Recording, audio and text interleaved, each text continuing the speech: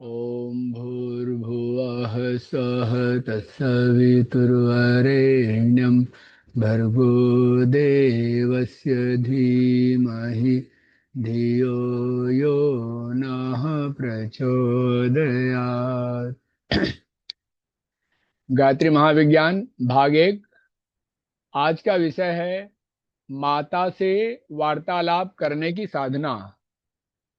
साधना की दिव्य ज्योति जैसे जैसे अधिक प्रकाशित होती चलती है, वैसे अंतरात्मा की ग्राह्य शक्ति बढ़ती चलती है। रेडियो यंत्र के भीतर बल्ब लगे होते हैं।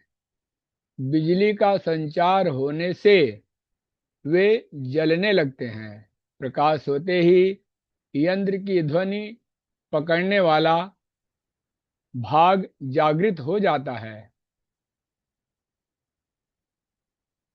और ईथर तत्व में भ्रमण करते हुए सूक्ष्म शब्द तरंगों को पकड़ने लगता है।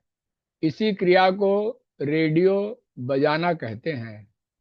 साधना एक बिजली है जिससे मन, बुद्धि, चित्त, अहंकार के बल्ब दिव्य ज्योति से जगमगाने लगते हैं। इस प्रकार का सीधा प्रभाव अंतरात्मा पर पड़ता है,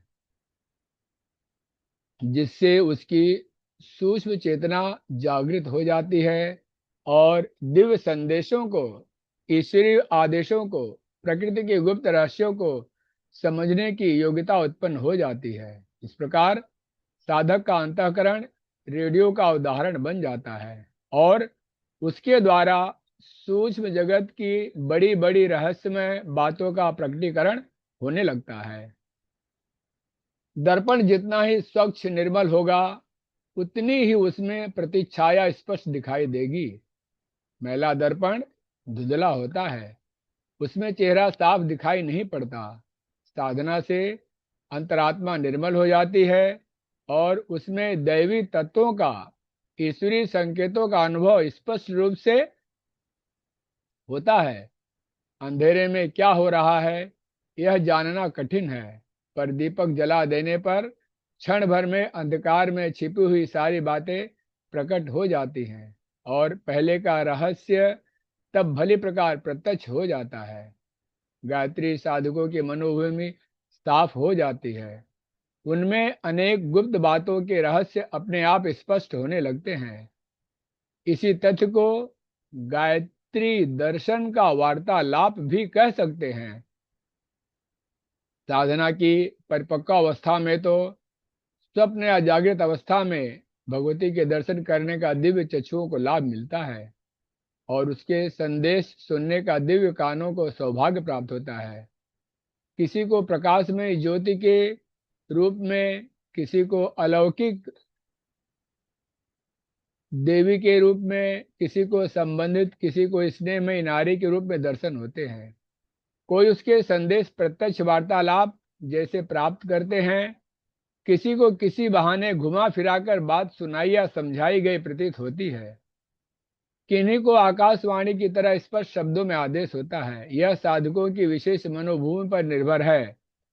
हर एक को इस प्रकार के अनुभव नहीं हो सकते, परंतु एक प्रकार से हर एक साधक माता के समीप पहुंच जाता है और उनसे अपनी आत्मिक स्थिति के अनुरूप स्पष्ट या अस्पष्ट उत्तर प्राप्त कर सकता है। एक तरीका यह है कि एकांत स्थान में शांत चित्त होकर आराम से शरीर को ढीला करके बैठें। चित्त को चिंता से रहित रखें। शरीर और वस्त्र शुद्ध हों। नेत्र बंद करके प्रकाश ज्योति या हंस वाहिनी के रूप में हृदय स्थान पर गायत्री शक्ति का ध्यान करें और मन ही मन अपने को भगवती के सम्मुख बार बार दोहरावें। यह ध्यान 10 मिनट करने के उपरांत 3 लंबे श्वास इस प्रकार खींचें मानो अखिल वायुमंडल में व्याप्त महाशक्ति श्वास द्वारा प्रवेश करके अंतःकरण के कण कण में व्याप्त हो गई है। अब ध्यान बंद कीजिए। मन को सब प्रकार के विचारों से बिल्कुल शून्य कर दीजिए। अपनी ओर से कोई भी विचार न उठावें। मन और हृदय सर्वथा विचार शून्य हो जाना चाहिए।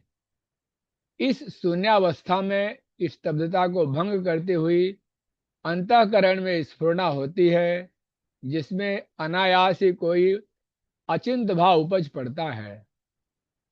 यकायक कोई विचार अंतरात्मा में इस प्रकार उद्भूत होता है मानो किसी अज्ञात शक्ति ने उत्तर सुझाया हो।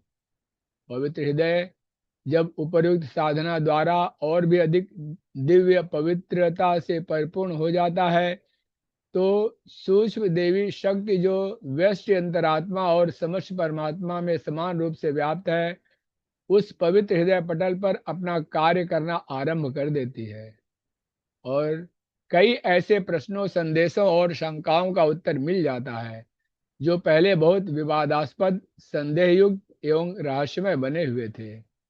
इस प्रक्रिया से भगवती वेद माता गायत्री साधक से वार्तालाप करती है और उसकी जिज्ञासाओं का समाधान करती है। यह क्रम यदि व्यवस्था पूर्वक आगे बढ़ता रहे तो आगे चलकर उस शरीर रहित दिव्य माता से उसी प्रकार वार्तालाप करना संभव हो सकता है जैसा कि जन्म देने वाली तनधारी माता से बातें करना संभव और सुगम होता है।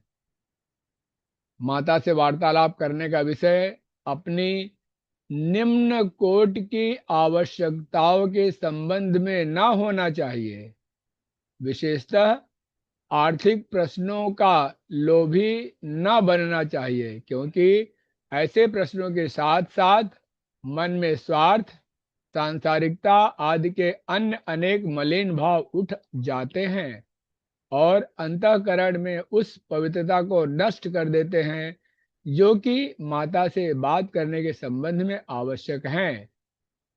चोरी में गई वस्तु, जमीन में पड़ा धन, तेजी मंदी, सट्टा, लॉटरी, हार जीत, आयु, संतान, स्त्री मुकदमा, नौकरी, लाभ हानि जैसे प्रश्नों का माध्यम बनाकर जो लोग उस दैवी शक्ति से वार्तालाप करना चाहते हैं, वे माता की दृष्टि से इस योग्य ऐसे अधिकारी नहीं समझे जाते जिनके साथ उसे वार्तालाप करना चाहिए। ऐसे अनधिकारी लोगों के प्रयत्न प्रायः असफल रहते हैं। उनकी मनोभूमि में प्रायः कोई दैवी संदेश आते ही नहीं। यदि आते हैं तो वे माता के शब्द न होकर अन्य स्रोतों से उद्भूत हुए होते हैं। फलस्वरूप उनकी सहायता और विश्वस्तता संदिग्ध होती है। वर्तमान समय में यह दोष लोगों में बहुत अधिक फैल गया है। इस अर्थयुग में धन को इतना अधिक महत्व दे दिया गया है कि उसके सामने मनुष्य की आध्यात्मिक शक्तियां प्रायः कुंठित हो गई हैं। ऐसे लोगों की दृष्टि में देवी देवताओं की पूजा और ईश्वर की उपासना का मूल्य भी यही है कि इनके द्वारा सांसारिक वैभव, संपत्ति की प्राप्ति हो। रुपए की मोहनी माया ने मनुष्यों की बुद्धि को इतना अधिक आच्छादित कर दिया है कि वे धन के लिए धर्म को बड़ी जल्दी त्यागने बेचने को तैयार हो जाते हैं। ऐसे लोगों को यह आशा करना कि थोड़े बहुत पूजा पाठ, जप कीर्तन या अन्य प्रकार के धार्मिक कर्मकांड से उनको अलौकिक शक्ति का आभास मिलने लगेगा या वे आवश्यकता पड़ने पर दैवी सहायता पा सके, निरर्थक है। इस प्रकार की विशेष सुविधाओं और अनुग्रह के अधिकारी वे ही व्यक्ति हो सकते हैं जो अपने दृष्टिकोण पर्याप्त ऊंचा रखें और केवल स्वार्थ पर ही नहीं, परमार्थ की ओर भी सदैव ध्यान देते रहें। माता से वार्तालाप आध्यात्मिक, धार्मिक, आत्मकल्याणकारी, जनहितकारी, परमार्थिक, लोकहित के प्रश्नों को लेकर करना चाहिए।